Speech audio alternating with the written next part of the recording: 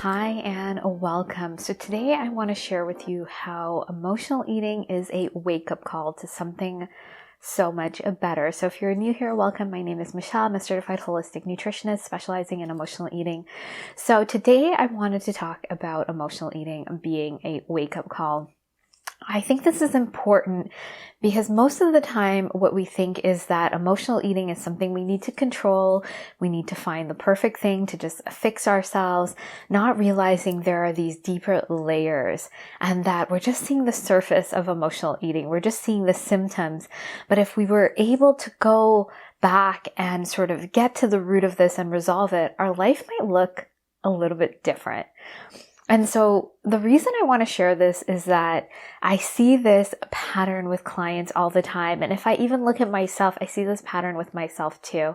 And so it's not that I regret having gone through this journey, but when I look back and I see what created it, I almost wish I knew what I knew now to not have gone through that.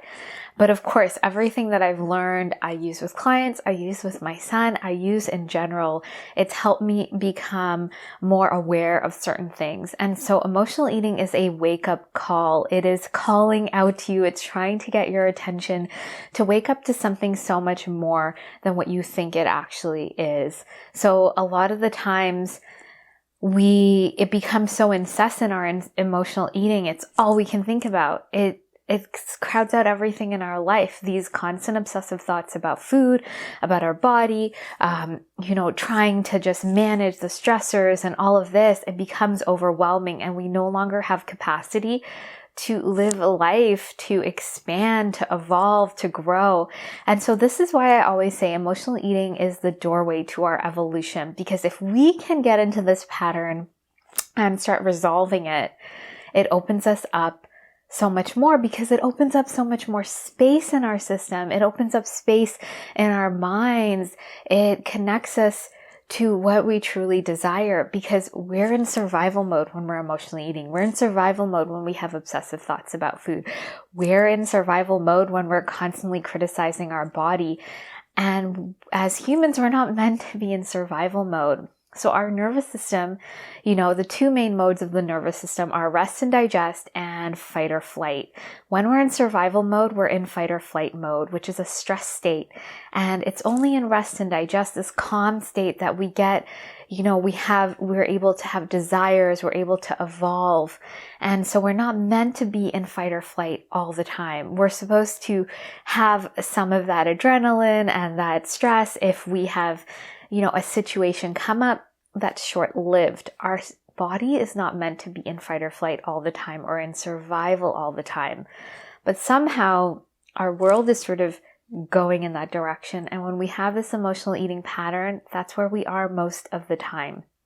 And so emotional eating is this wake-up call to shift from being in this survival state to a calmer state. And I know for most of us, and I know this was the case for me, it's hard to think that you could be in this calm state when most of your life has been spent in this survival state, of this kind of compulsive state. Our society is sort of built around these sort of hits of dopamine and this excitement, and we don't ever know how to be in this calmer state. It's kind of lost on us. And so when I say emotional eating is this wake-up call, it's that it becomes so incessant that you have no choice but to figure it out. And maybe you spent years trying to figure it out, but most of the solutions sold to you out there are on the surface. You're trading one sort of coping mechanism for another. So you have your emotional eating and you trade it. You try to distract yourself from your distraction, not ever knowing what the true roots are, what's really going on under the surface. So, when I work with clients, a lot of the times when they come in, of course, pain is our greatest teacher. They're usually at the end of their rope. They're wanting to really resolve this pattern. And I wish it was a different way. And hopefully it becomes a different way, that we have more awareness to know I need help with this. And I think that's so possible, that when we see we have a certain pattern and we recognize it, we can go to someone and get that support and guidance so that we don't have to suffer through it.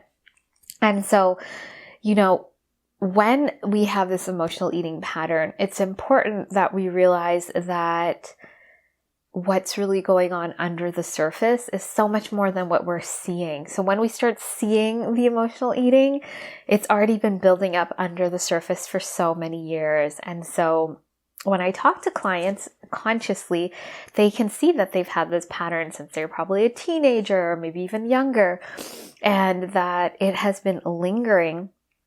But if we dive deeper, like we do in the program, it goes even further back than that.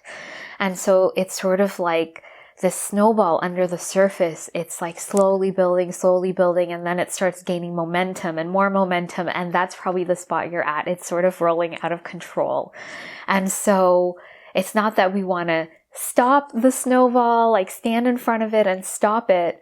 We have to start really digging in and slowing its momentum, hopefully getting it to level ground and then melting the snowball. I don't even know if that's like a good metaphor, but it's that we're peeling back the layers of this pattern that's gone out of control. We see this huge snowball, but it started from the smaller seed, the smaller space, up this hill. And so what we need to do, and what I do with clients, is that we get back into the root, but we also need to deal with that rolling a snowball that's already, it's already sort of gaining momentum. We need to get it to level ground. We need to then start unlayering it, maybe melting it down to get to the core. And so we work with all of these different aspects inside of the Emotional Eating Evolution program. We're looking at what is the true root of this pattern.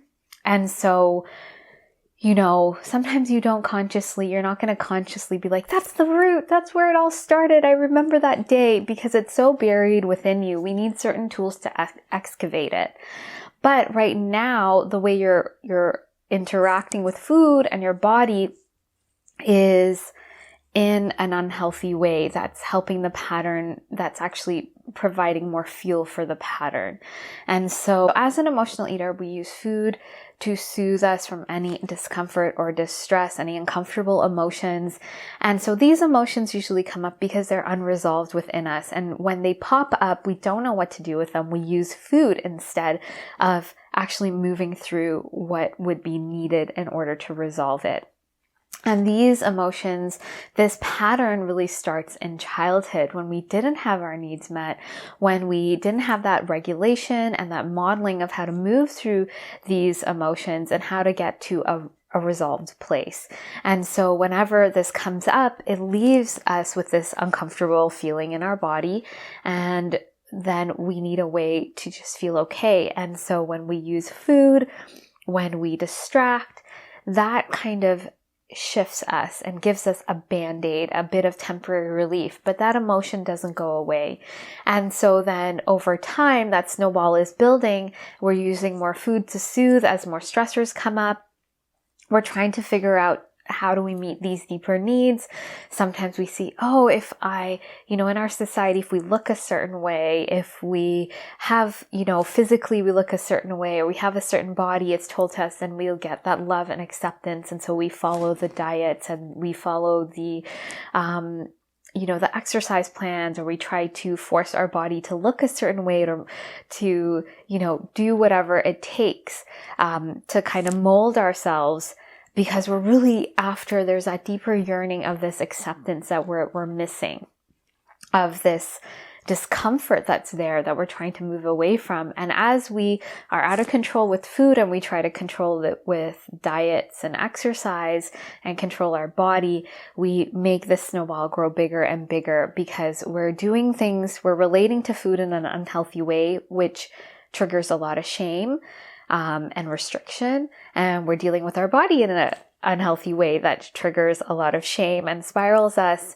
back into emotionally eating, because that's how we deal with shame and discomfort. We emotionally eat to soothe ourselves. And so we're just in this cycle again and again. And so it's like this hamster wheel, and we need to get off of it. And so when we really get into the root of this pattern, we're looking at our relationship to food, our body, and our emotions. We're resolving it at this deeper level. We're actually getting in and meeting those true needs, creating this healthier relationship to food and to our body that's not going to trigger shame and trigger us back into this emotional eating cycle. And we're also really getting into this pattern, this coping mechanism, and resolving it so that we have a healthy way to move forward with our emotions. We have a healthy way of resolving this and integrating it so we can move forward and take the actions that we need to. And so this creates a healthy relationship to food, our body, and our emotions. And this shift is going from survival mode to thriving mode, to rest and digest mode, to supporting the body, to supporting our relationship in a healthy way. It's not a toxic relationship to food, our body, and our emotions. It's a healthy relationship to them. And this is how we resolve this emotional eating pattern from the root. I share more of the details inside of the emotional eating evolution program, but these are the three main areas. And, if what I'm saying to you is resonating with you and you're ready to get out of survival mode, emotional eating is the wake-up call that you're in survival mode and you want to shift into being in rest and digest, into thriving mode, then I would love to invite you to find out more about the Emotional Eating Evolution program. I'll put the link below. So when you go to that page, it'll give you more details on the structure of the program, but it's a step-by-step process of reconnecting you back to food, your body, and your emotions so that you can open up yourself to being in this thriving space, to not have this noise of food and your body, so that you can start moving forward in your life. You can evolve, you can expand, and just sort of release and let go and have that ease. Like I said in the beginning, we're not meant to be in the survival mode. It's really exhausting. And, it's something that we're craving every time we try to find a solution. And so hopefully what I'm saying here is resonating with you. When I was on this journey, there was nothing I wanted more than just to have sustainable change, to be out of this pattern. And I tried all the quick fixes. I tried the diets. I went to therapy. I had a trainer. I left the country. I did all the things I could possibly do. And I spent a lot of money doing that, and I didn't get the sustainable change that I wanted. I had to create this method step by step and see that it worked for me and my clients, and that opens up so much more space for you to move forward in the way that you want to create the life that you want, and to not be at the mercy of food, because it doesn't feel good to be craving. You want to be desiring. There's like a nuance to that. And so I'd like to invite you to check out more about the program if it's resonating for you. And if you're ready and you'd like to gain more clarity, you can also book in an emotional eating clarity call. On the call, we find out more about you, what your struggles are, what your goals are, and if we can support you in the program.